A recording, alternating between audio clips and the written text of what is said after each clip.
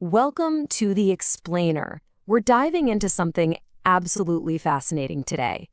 We're going to take a classic, traditional monster from the Ars Goetia and completely transform him into a highly sophisticated, incredibly dangerous literary device for your own stories. So if you're writing dark fantasy, horror, or even mystery, you're definitely going to want to pay close attention to the structural concepts we unpack today. Let's just jump right in. Just listen to this setup from our source material for a second. The lion waited beside the operating table. When it spoke, its voice was human, calm, and unbearably exact. The paradox there is instantly chilling, isn't it? We're not looking at some mindless roaring beast tearing its way through a peasant village. No, we are looking at a terrifying apex predator occupying a sterile, clinical environment. He's literally waiting beside an operating table. He's calm. He's exact. This is Marbas. Now, before we really get into how to deploy him as a narrative weapon, we got to establish the baseline lore. In the traditional Ars Goetia hierarchy, Marbas is the fifth spirit. He holds the rank of Great President, commanding 36 legions of spirits. And his primary offices are surprisingly specific. He answers truly of hidden or secret things. He causes and cures diseases. He gives wisdom in mechanical arts, and he changes forms. It's classic folklore, for sure, but today we are looking at him strictly through the lens of symbolic world building. So how does this lore actually build into a brilliant dramatic tool?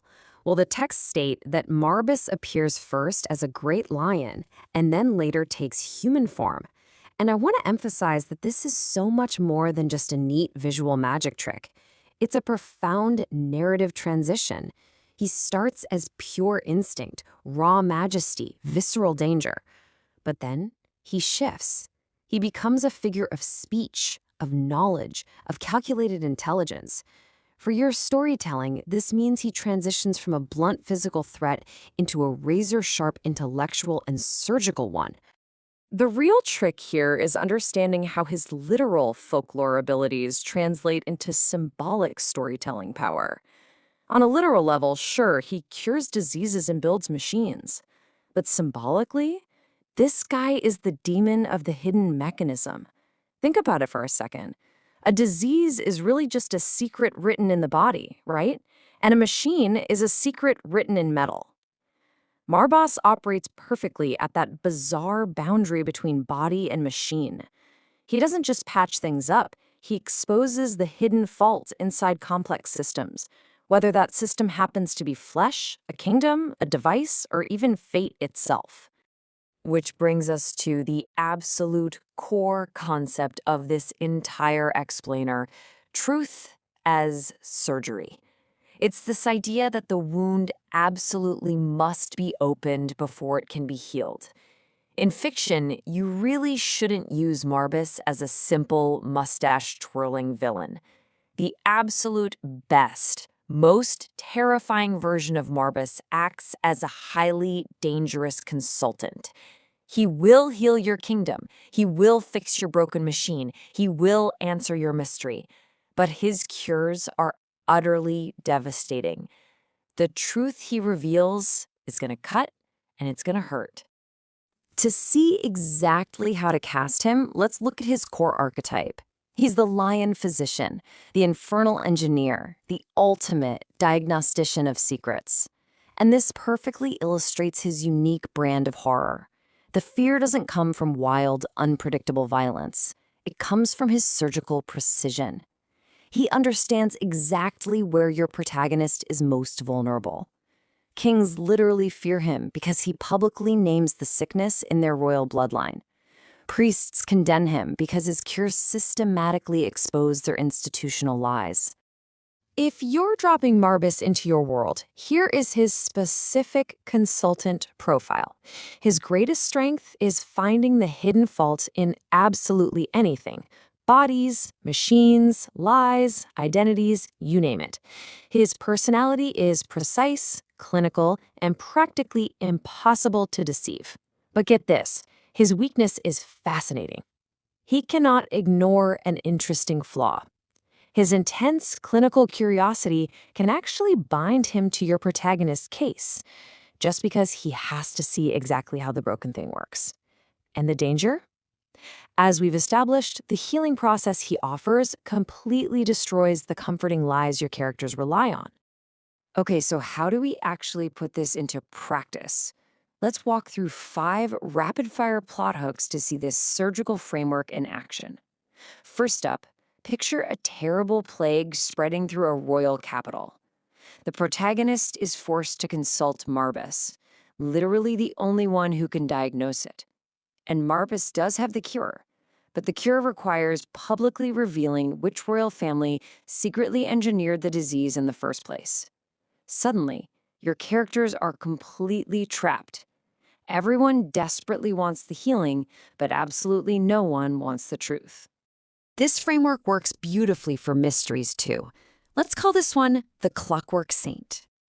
Imagine a massive cathedral that keeps a revered saint alive inside a giant sacred machine. But the machine starts failing, and the city goes into full panic mode.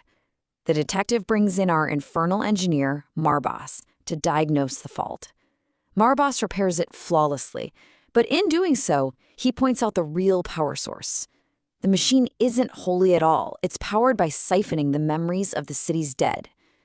He fixed the mechanical problem, yeah, but he completely shattered the city's faith in the process. Marbas can also surgically dissect the very concept of identity. Consider a missing prince who finally returns home, but he has the wrong face. Everyone obviously assumes he's an imposter. So Marbas, being the master of changing shapes, is brought in to diagnose the truth. He reveals that the prince wasn't replaced at all, he was transformed. Proving this anatomical truth solves the immediate mystery of the heir, but the revelation of why he was transformed might instantly shatter the stability of the entire throne. The cure for the kingdom's uncertainty is the exact poison that destroys its lineage. Now for the dark fantasy creators out there, you've got to lean into his role as the infernal engineer. A desperate rebel inventor manages to contact Marbas to learn the mechanical arts. Marbas whispers forbidden architectural and anatomical principles to them in the dark. And guess what? The weapons the inventor builds work perfectly. They are literal miracles of engineering. But there is a terrible price. Every time a perfect invention is completed, the hidden mechanism inside it physically mutates the creator. It's knowledge that cuts, warping the human body to match the cold perfection of the machine. Finally, we can strike right at the emotional core of this character with a hook we'll call the true diagnosis. A desperate healer begs Marbas to cure a dying child. Marbas examines the patient in his cold, exact manner and actually agrees to help. But before he applies the cure, he reveals that the illness isn't actually in the child at all. The sickness is a biological manifestation of a dark, forgotten bargain made by the child's ancestors. The answer is technically precise, and it does save the child's life, but the realization of what their family truly is proves emotionally catastrophic for everyone involved. Okay, so if you're going to write him, you need to be able to clearly see him in your mind's eye. Our source text gives us a really specific visual direction to capture this mood. We need to seamlessly merge regal animal power with an unsettling clinical intelligence. You should actively avoid putting him in a room full of wild, hellish flames. That's just the wrong vibe entirely. His specific brand of horror is sterile. Think ruined laboratories, pristine surgery chambers, or vast mechanical cathedrals. To really nail this on the page, build a color palette of antique gold, dark bronze, surgical white, and dried crimson. The lighting isn't some fiery inferno. It's a quiet, candlelit laboratory glow with sharp highlights glinting off polished metal tools. Surround him with texture, brass mechanisms, ancient parchment diagrams, scarred leather. Frame the scene with a massive lion's silhouette looming heavily behind a human physician. The mood you want your reader to feel is highly intelligent, hypermedical, and just deeply, deeply unsettling. Which brings us to the end of our analysis today. We've taken a traditional entity from folklore and essentially refined him into a surgical instrument for your narratives. Marbas isn't just a monster you fight with a sword.